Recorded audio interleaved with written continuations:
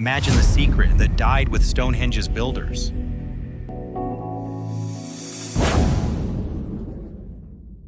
Hello everyone, welcome to the video. Today we will talk about the secret that died with Stonehenge's builders.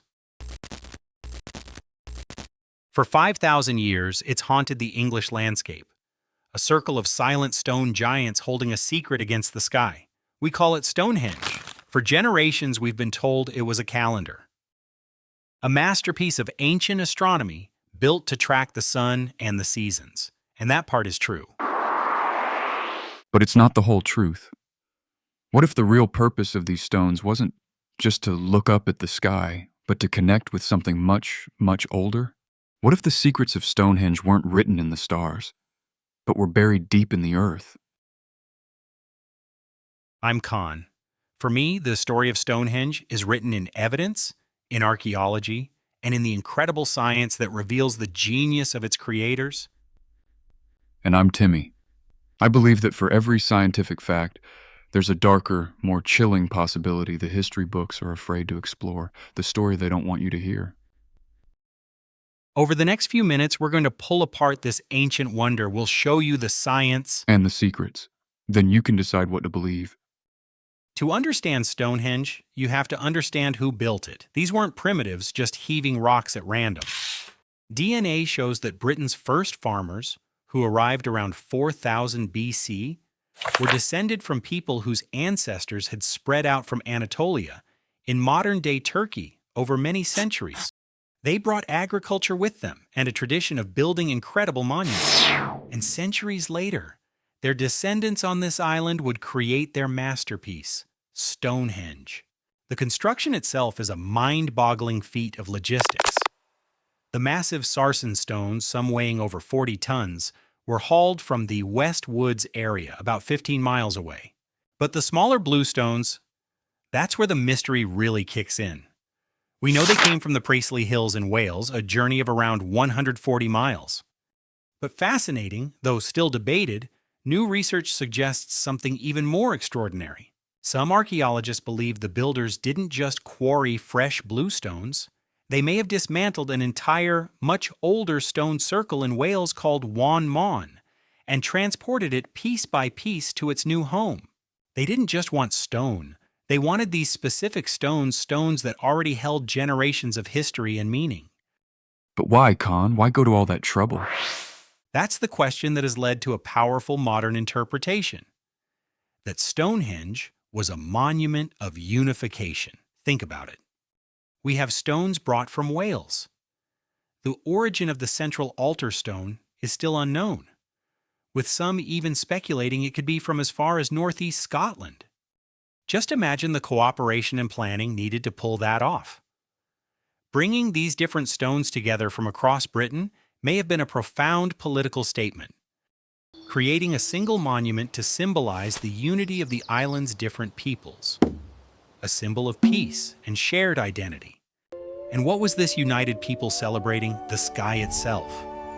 The monument's entire axis is famously aligned with the sun. On the summer solstice, the sun rises directly over the heelstone, flooding the central circle with light. On the winter solstice, it sets perfectly between the gaps of the largest trilithon. This is no accident. One recent and pretty controversial 2022 study even proposed that the structure could function as a complete 365.25-day solar calendar.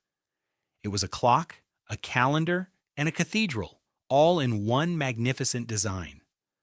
A testament to order, to science, and to a deep understanding of the cosmos. Order, science, unity. It all sounds so clean, so civilized.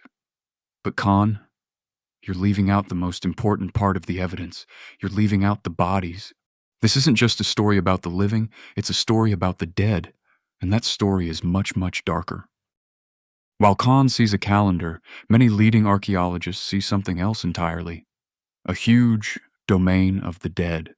Stonehenge wasn't an isolated building.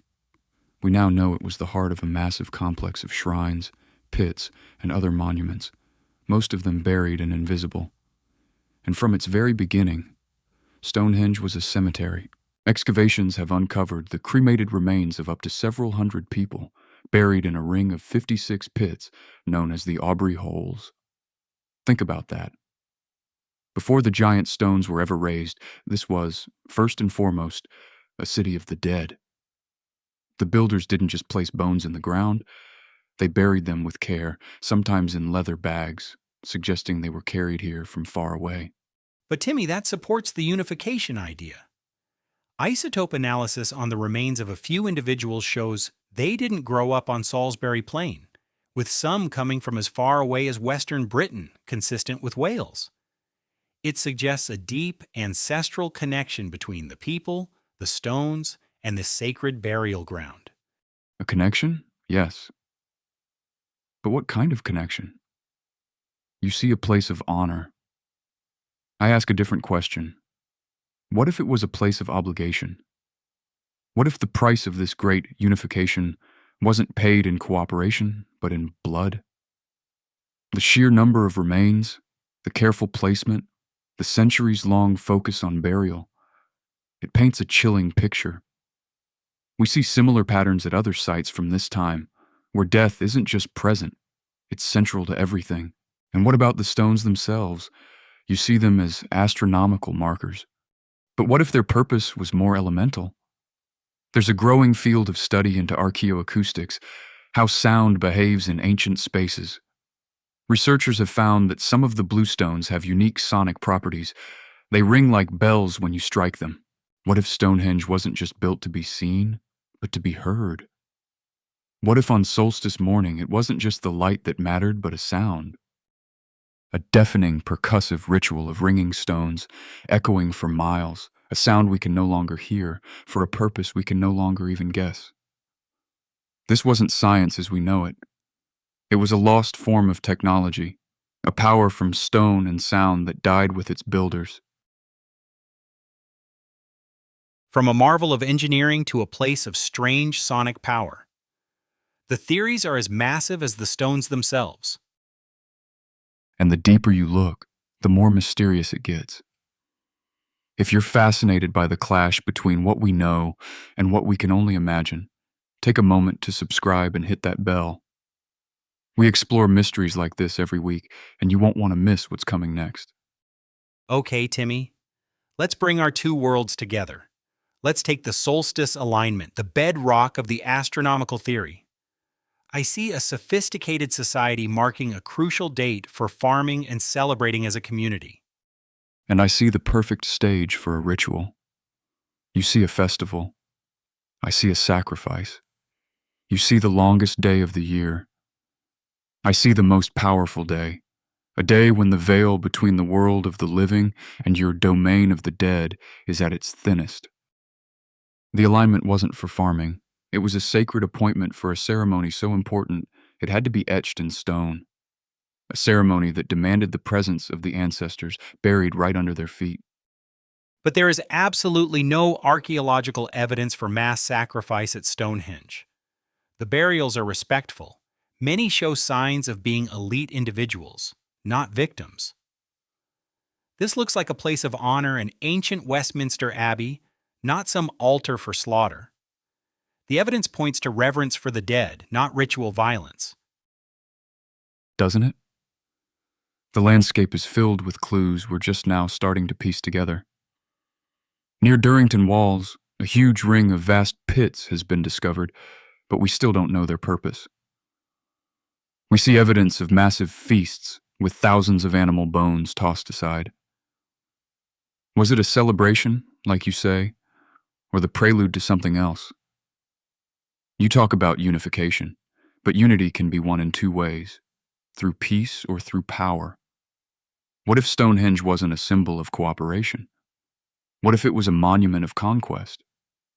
A terrifying display of power by a ruling class, demanding tribute not just in stone from Wales, but in the very bones of the people they brought here to be buried.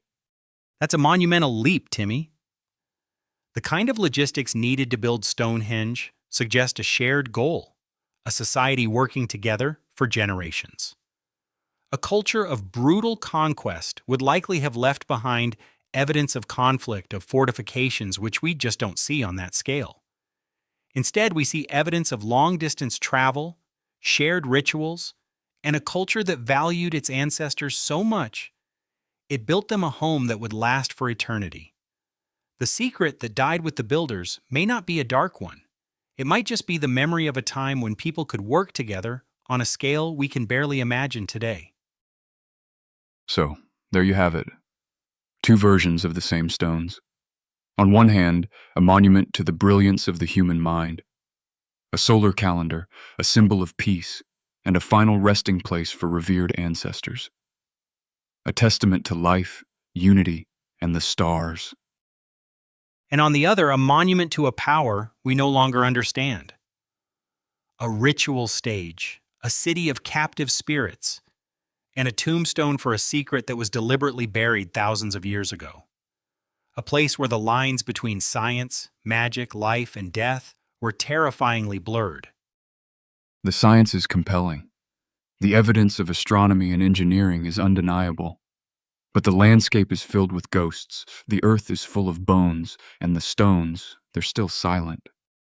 So, who built Stonehenge and why? Was it a beacon of ancient genius, a celebration of life and unity? Or was it a place of chilling rituals, built to contain a secret that died with its last high priest? The truth is, it may have been all of these things at once. But now it's your turn. What do you think is the real secret of Stonehenge? Let us know your theory in the comments below. And if you want to journey with us into more of history's greatest unsolved mysteries, make sure you're subscribed. You never know what secrets we'll dig up next.